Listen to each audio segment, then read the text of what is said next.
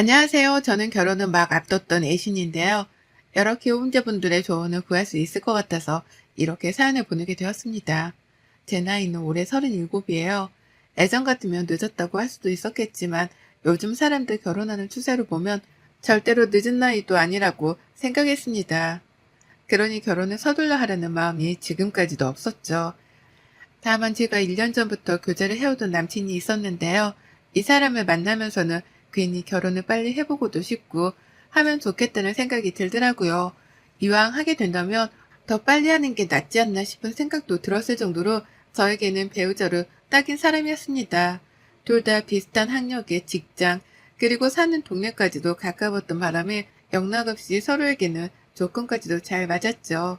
요즘같이 여성들을 상대로 데이트 폭력도 많이 일어나고 치안에 문제가 많은 상황에서 이것저것 아무리 따져봐도 제 남친은 저에게 좋은 사람이었어요. 그러다 그만 사고를 쳐버리고 말았습니다. 제가 혼전 임신을 해버린 것이었어요.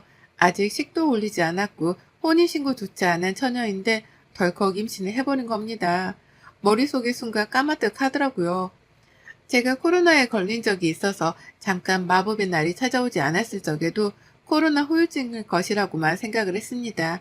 괜히 구역질이 나오는 것도 다 코로나 후유증 때문일 것이다 싶었죠. 하지만 시간이 지날수록 증상들이 모두 다 임산부 증상인 거예요. 배가 바로 나오진 않았었지만 이상하게 몸이 무겁고 또 피곤하고 잠까지 오는 것이 말이죠. 불안해하기만 하다가 이대로는 내가 먼저 숨통이 막혀 죽겠구나 싶었던 바람에 급하게 혼자 임신 테스트를 했고요. 도질이 뜬 걸 확인한 순간 저도 모르게 한숨부터 흘러나왔습니다. 큰일 났구나 싶어서 말입니다. 내가 결혼을 늦게 하는 줄은 이미 내 나이를 보면 파악을 하고는 있었지만 임신부터 덜컥 하게 될 줄은 생각지도 못했었죠.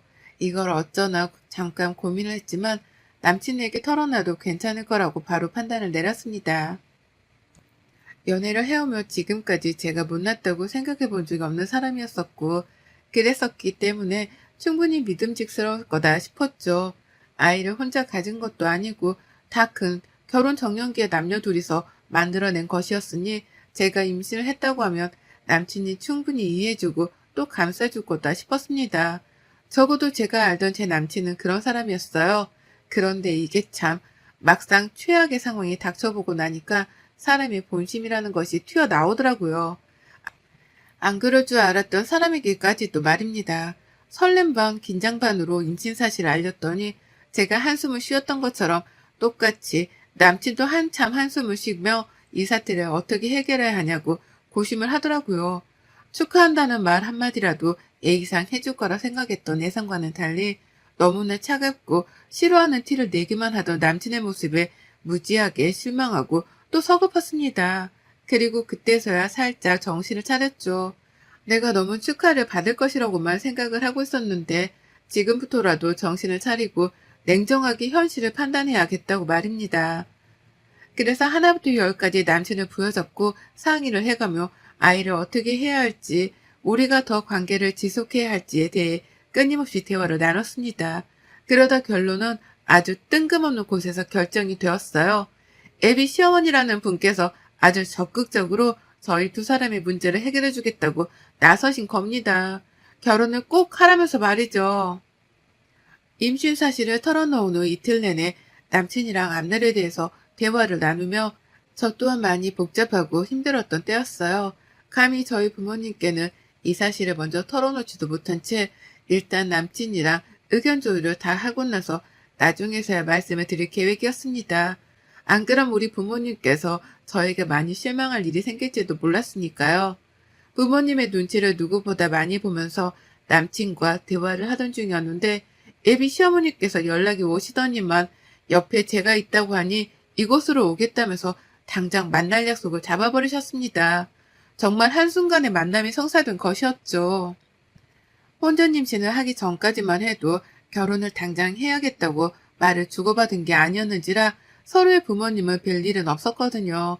임신 사실을 알리고 난 후에도 저희끼리 아직 대화가 충분히 마무리되지 못한 상황이었기 때문에 서로의 부모님을 이 일에 끌어들일 타이밍은 결코 아니었습니다. 그런데 갑자기 제가 옆에 있다고 하니 저를 보러 당장 오겠다고 하시는 거예요. 그래서 순간 촉이 팍 왔죠. 남친은 이미 자기 집에다가 저의 임신 사실을 털어놓았구나 하고 말이죠. 저에게는 부모님께 말 한마디조차 꺼내기 힘든 말이었는데 남친에게는 이게 그리 쉬운 말이었나 싶어서 현타가 왔습니다. 무엇보다도 여친을 임신시킨 사실이 뭐 대단한 자랑이라고 그걸 해결도 보기 전에 자기 엄마한테 털어놓냐고요. 남친은 제가 모르던 마마보이였나 싶기도 해서 혼동도 오고 입이 가벼운 사람인가 싶어 괜히 불신이 생기기도 했어요. 아직 아이에 대한 생각이 채 정리도 되기 전에 남친의 이런 가벼운 행동과 시어머니의 무대뽀에 두 손 두 발을 들었던 것 같습니다. 그 상태로 뵌 예비 시어머니는 계속해서 급발진을 하셨어요. 결혼을 하라고 급발진하는 차량마냥 밀어붙이신 겁니다. 내가 우리 아들 애를 임신했다는 소리를 듣자마자 어찌나 놀래 뒤집어지려 했는지 몰라요. 아가씨도 아니 이젠 아줌마인가? 내가 뭐라고 불러야 하지? 라고 하면서 자연스럽게 말도 놓으셨고 당장 제가 시집올 애비 며느리라고 확신하고는 호칭 정리도 당장 해버리셨어요. 우리 집에 들어올 며느리한테 아가라고 부르는 게 꿈이었는데 그렇게 불러도 됐지? 라고요. 졸지에 저는 이 나이를 먹고 아가라는 소리를 애비 시어머니께 듣게 되었고요. 생각보다 아이 가진 걸 부담스러워하지 않은 채 결혼을 무조건 하라며 성급하게 부채기까지 하시는 어머님의 태도를 보고선 의외로 안심이 들기 시작했어요. 나를 내치는 게 아니라 보듬어 주려고 하시는 건가 싶었거든요. 그러니 저로서는 당연히 어머님께 의지를 할 수밖에 없었습니다. 가장 최악의 상황이었는데 해결책을 제시해주는 분이 바로 시어머니셨으니까요. 그리고 전 그날 후 저희 부모님께도 임신 사실을 털어놨어요. 계획에 없는 임신을 한 것에 대해서 잘못했다고 말씀도 드렸고 아이를 가지게 되며 남친과 결혼까지 가게 되었다고도 말입니다. 당연히 저희 부모님은 많이 놀라셨고 또 약간 실망도 하신 듯 보였으나 제가 이른 나이도 결코 아니었고 결혼까지 가서 아이를 책임지겠다고 하는 모습에 안심을 하신 듯 했습니다. 그렇게 저희는 얼떨결에 해버린 혼전 임신 때문에 급하게 양가 상견례까지 잡게 되었어요. 모든 게 일사천리로 빠르게 흘러갔고 조금 성급하지 않나 싶어 불안하긴 했거든요. 하지만 제가 여기서 뭐라고 투정을 부릴 수 있는 상황은 아니었습니다. 누가 시키지도 않은 혼전 임신을 한 건 저희 커플이었기에 책임을 져도 저희가 끝까지 책임을 져야 한다 생각했거든요. 그렇게 상견례를 앞두고 저는 저대로 마음이 급해서 배가 부르기 전에 결혼식이라도 후딱 치르고자 했어요. 저의 성급한 실수였죠. 각자 직장을 다니느라 너무 바쁜 사람들이어서 최대한 시간이 나는 주말마다 결혼식장도 돌아보고 드레스도 입어보면서 결혼 준비를 했습니다. 뱃속에 아이가 있었기 때문에 결혼은 너무나 당연하게 하게 될 거라 확신을 했고요. 그 바람에 상견례에서 뭔가 문제가 생길 것이라고는 전혀 생각 안 했어요. 그렇게 상견례에 관해서는 긴장조차 미룬 채로 제 결혼과 뱃속 아이한테만 열중을 했습니다. 그러다 상견례 날짜가 코앞에 다가왔고 저는 예비 어머님으로부터 전화 한 통을 받게 되었어요. 응 아가 잘 지냈니? 내가 혹시나 해서 미리 연락을 한 건데 내일 니네 부모님 데리고 나올 때 받아 적을 거 있으니까 종이랑 펜이라도 들고 나오시라고 해라. 라고 말씀을 하시더라고요. 일단 니네 부모님이라면서 저희 부모님께 애매한 호칭을 쓴 것부터 기분이 상당히 나빴는데 받아 적을 게 있으니 종이랑 펜을 가져오라고 말씀하시는 게 꼭 초등학생한테 숙제라도 내주시는 듯한 뉘앙스였습니다. 뭘 받아 적을 게 있어서 그런 거냐면서 되물어보니 어머님은 그러시더라고요.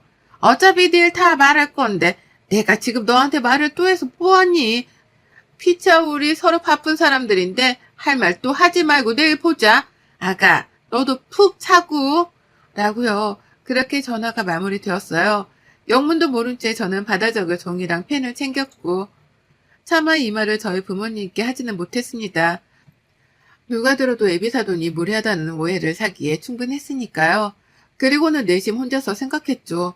애비 시어머니가 그냥 단순히 만만한 사람도 아닌 것 같은데 이런 예의 없는 요구까지 할 만큼 진상일 수도 있겠구나 라는 걸 말입니다. 그때부터 갑자기 저희 부모님 걱정이 되면서 걱정이 너무 되는데 다가올 상견례를 물을 수도 없고 밤새도록 잠을 제대로 자지도 못했어요. 마음고생을 너무 하느라고 말이죠. 그러다 상견례가 코앞에 찾아왔고 저는 부모님을 모신 채로 약속된 장소에 나갔어요. 남친은 자기 부모님을 모시고 나왔고요. 처음부터 안 좋았던 건 아니었습니다. 서로 양가 부모님들이 인사도 잘 나눴고 하하호호 하면서 자리에 착석을 했어요. 애비 시어머니도 생각보다 저한테 했던 말과는 달리 저희 부모님 앞에서 입단속을 잘 하고 계시는 듯 보였고, 안 그럴 것 같던 남친도 긴장을 해서는 저희 부모님 눈치를 보는데 그 모습이 좋아 보이더라고요. 임신시켜놓고 당당하게 굽는 쓰레기 같은 놈들보다는 훨 진솔되어 보였거든요. 그렇게 저희는 식사도 잘 시작을 했고, 결혼 준비를 하는 과정부터 진행 상황, 그리고 뱃속 아이 상태 등 여러 대화를 나누느라 대화 자체는 끊기질 않고 있었습니다. 그런데요, 그 순간에 시어머니가 폭탄 발언을 터뜨리셨죠. 지금 보니 타이밍을 기다리고 계셨더라고요. 그 폭탄 발언을 던질 타이밍을 말입니다. 아가, 너 내가 가져오라는 거 가져왔지? 종이랑 펜. 라고 하면서 저에게 전날 부탁하셨던 준비물을 꺼내라 하셨습니다. 순간 모든 사람들이 저에게 시선이 쏠렸고, 저는 저희 부모님 앞에서 그걸 꺼내기가 너무 쪽이 팔려서 싫었지만 일단 하라는 대로 꺼내봤어요. 뭘 시키려는 건가 싶어서 말이죠. 솔직히 전 제 이름을 종이에 한자로 적어서 무당한테 사주라도 보게 하려고 그러시는 줄 알았습니다. 그런데 정말 예상 밖이었네요. 어머님이 요구하시는 건 바로 무려 예단이었습니다. 왜 이 말이 안 나오나 했지만 저희 커플은 분명 상황이 다르다고 생각했어요. 혼전 임신으로 하는 결혼이었고 양쪽에서 책임져야 하는 실수를 저질렀으니 금전적인 예단 같은 것들이 오고 가는 건 이미 사치라고 생각했습니다. 그런데 예단 목록을 말할 테니까 받아 적으라는 무례한 말로 시작을 하시더니 급기야 1억 원어치의 예단을 요구하시더라고요. 그것도 아주 뻔뻔하게요. 아가야, 그리고 사돈, 모두 아시다시피 저희 아이가 우리 집에 딱 하나 있는 아들인데 이렇게 혼전 임신을 해서 며느리를 따져보지도 못하고 창가를 보내게 되었잖아요. 이게 말이에요. 방구예요. 적어도 그에 합당한 예단이라도 해오셔야 저희가 덜 억울하지 않겠어요? 안 그러냐, 아가야? 라고 하면서 이 상황이 모두 다 자신들에게는 너무나 억울한 상황이라는 거예요. 임신을 하고 시집을 가게 되며 저도 억울한 점이 많고 후회되는 게 많은데 말이죠. 저희 부모님도 똑같이 상처받고 힘들어하셨는데 당신들만 억울하다고 1억 원의 예단을 요구하다니요. 하지만 분해 죽겠는 건 이뿐만이 아니었습니다. 예비 시어머니란 작자가 그러더라고요. 이게 다 몸을 잘 단속 못했던 네 책임인데 불만이 있고 그런 건 아니지?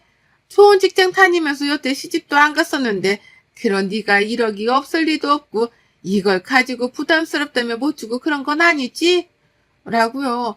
가스라이팅은 날려도 정도껏 날려야지 1억이 누구의 이름이라는 듯이 당연하게 줄 수 있는 금액일 거라며 몇 번이고 물음표가 담긴 질문을 던져내는데 그 자리에서 그만 자리를 박차 일어나 버리고야 말았습니다. 저는 저희 부모님이 이런 말 같자는 소리를 듣는 걸 멈춰야 했어요.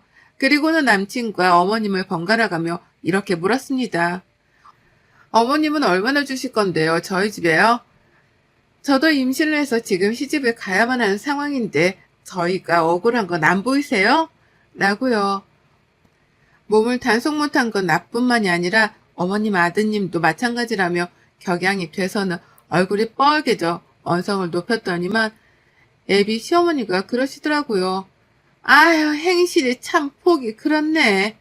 라고 말이죠. 이렇게 나오니 저도 더는 할 말이 없었습니다. 이미 머릿속으로는 제가 몸이 가볍게 다루는 여자였기 때문에 혼전 임신도 되었고 그래서 저희 커플이 결혼을 하는 거라고 생각하는 분이셨어요. 이미 그렇게 결론을 내리고는 무려 1억 원어치 예단까지 뻔뻔하게 요구를 하시는데 그런 어머님을 설득할 방도는 없다고 판단했습니다.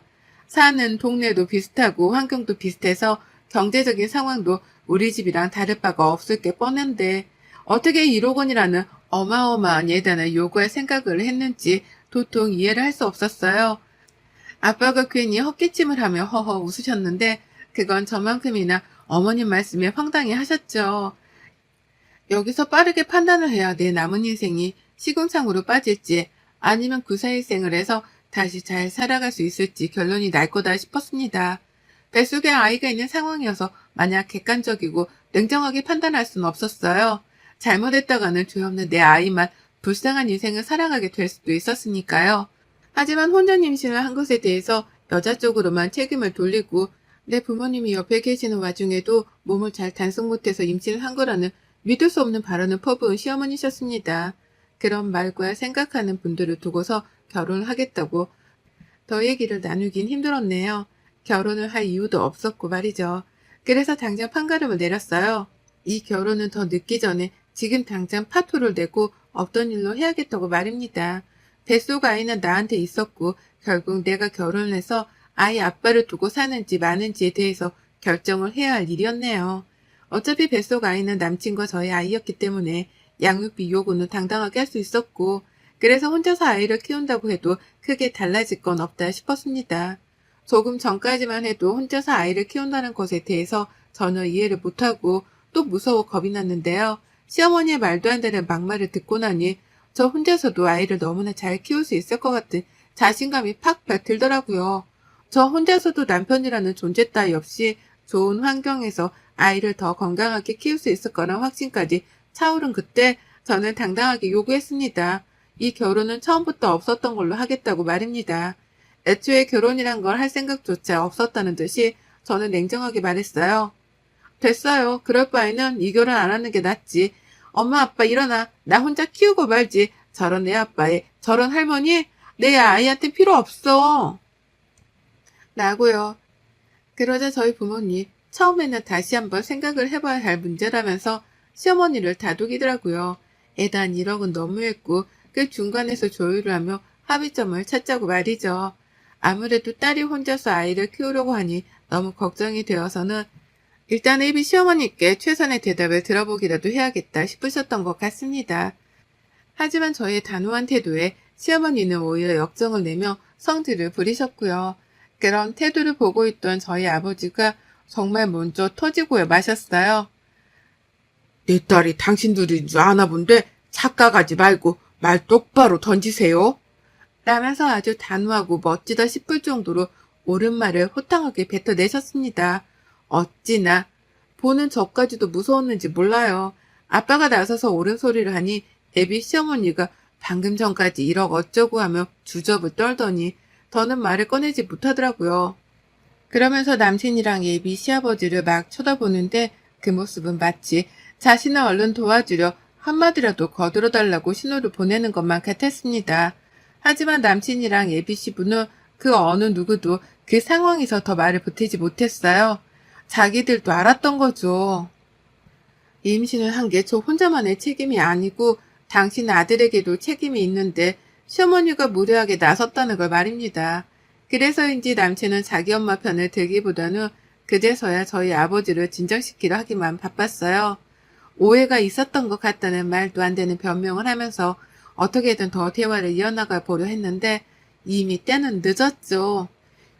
이 결혼은 절대 안 할 거니까 너는 앞으로 네 새끼한테 평생 양육비나 꼬박꼬박 보낼 각오나 하는 게 좋을 거야. 라는 말을 던지고 인사도 안 하고 자리를 떠났습니다. 저를 따라 저희 부모님께서도 바로 자리를 박차 나오셨고요. 뒤따라 허겁지겁 달려오던 남친, 그리고 사고를 쳤다고 직감하고 아이고 아가야! 라는 말과 함께 덩달아 뛰쳐나온 시어머니, 모두가 한꺼번에 상 등신들처럼 보이더군요. 정신을 차리고 보니 내가 이런 사람들한테 시집을 갈 뻔했구나 싶어서 괜히 저까지 모질이처럼 느껴졌습니다. 바로 정을 떼고 아이를 혼자 키우겠다고 몇 번이나 호통을 치니 남친도 그렇고 예비 시모도 그렇고 이제서야 미안한지 어쩔 줄 몰라 하더라고요. 다시 상의를 해보자며 배가 나오기 전에 식을 올리자 하시는데 듣지도 않고 아빠 차를 타고서는 그 자리를 빠져나왔어요.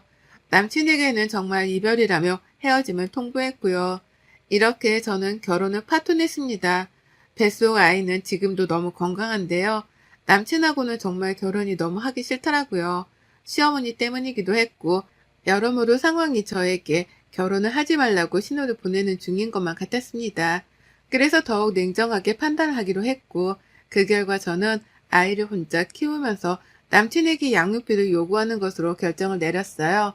걱정을 내려놓지 못하시는 부모님을 모시고서 변호사까지 찾아서는 법적 상담도 다 받았고요.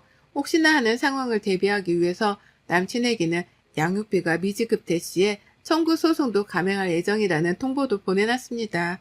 당연히 그 집에서는 결혼하면 그만이지 않냐며 펄쩍 뛰고 난리가 났어요. 어떻게든 제 마음을 돌려보겠다며 애비 심오란 작자는 저희 집에 한우 선물까지 보내더라고요. 바로 며칠 전에 1억 원의 예단목록을 적으라고 공책이랑 펜까지 들고 오라 시킨 분이 말입니다. 그래서 저는 받은 한우 선물도 바로 되돌려 보냈고 이제 진짜 혼자서 아이를 키울 작정으로 태교에 전념하기 시작했습니다.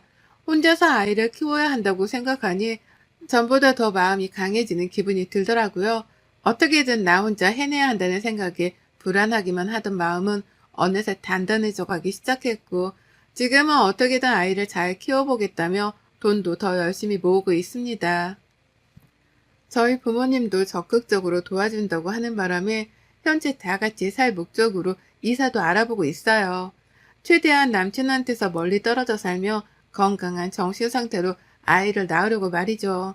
하마터면 제 인생에서 가장 위기의 순간이 될 뻔했는데 결론적으로는 슬기롭게 이겨내버린 것만 같아서 당장은 기쁩니다.